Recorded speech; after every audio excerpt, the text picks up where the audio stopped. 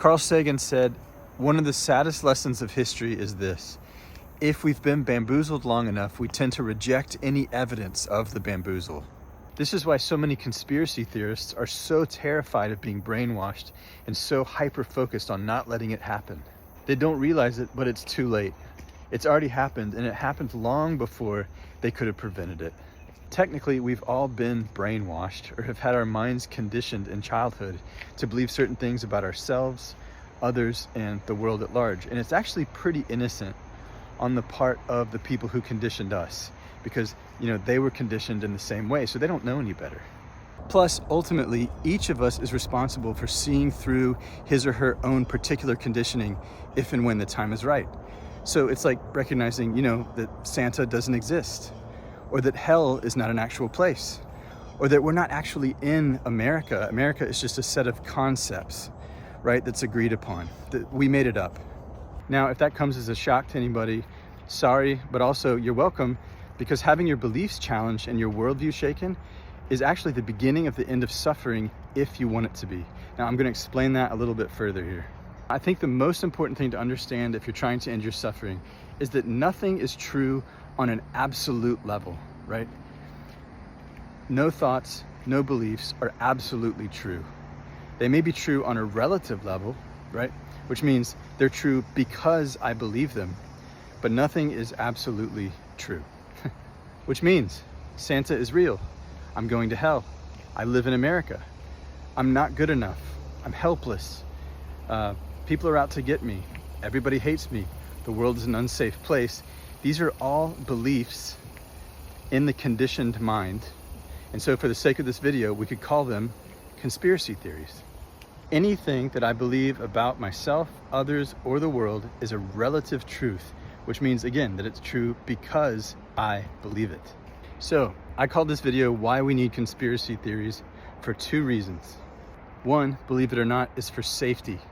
Human beings, when we're children, we take on beliefs and conditioning in order to stay safe and get love in our childhood environments. This is what Gabor Mate means when he talks about the choice between authenticity and attachment. As kids, we have to go along with the status quo so that we don't have to feel alone or unsafe.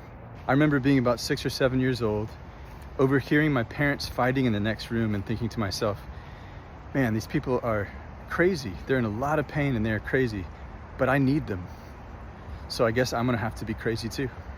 So there's the genesis of one of my first deficiency stories or conspiracy theories, the belief I have to mistrust myself and go along with the craziness in order to stay safe and get love.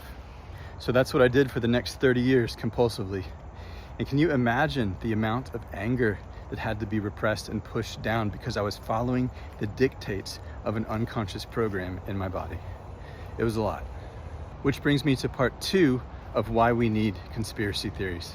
When I was around 36 years old and I had suffered to the point where I basically wanted to leave the planet, I finally started to explore, question, and inquire into my unconscious beliefs in my body. And I found that conspiracy theory, the program, the one that said you have to go along with this craziness to stay safe and get love. So I challenged it. I said, I don't have to go along with this craziness. And the body reacted really strongly with a contraction and said, yes, you do. You have to, you have to, you have to, you have to. And then with the tools of inquiry, I tied that to the buried anger and the frozen fear that was keeping that conspiracy theory or that program in place, and I cleared it from my body. I needed that conspiracy theory in order to get free of it. And the good news is, you can do this with any and every belief or conspiracy theory that you hold to get free progressively of your suffering. It's really good news, y'all. You can see why we call this work deprogramming and reversing emotional repression, because that's literally what it is. And the beauty of this process is that once you really start doing it, you start to realize that anytime you're suffering, it means that you're unconsciously entertaining a conspiracy theory, and there's something that you can do about it. These days, when I hear anybody talking about their suffering or their conspiracy theories, whether they're personal or whether they're, political, all I hear is them saying, I'm hurt and I'm afraid of it. I'm angry and I'm afraid of it. I'm hurt and I'm afraid of it. I'm angry and I'm afraid of it. And then I just let them have it, because I know that I needed my conspiracy theories until I didn't. If you don't need yours anymore, visit repressiontest.com.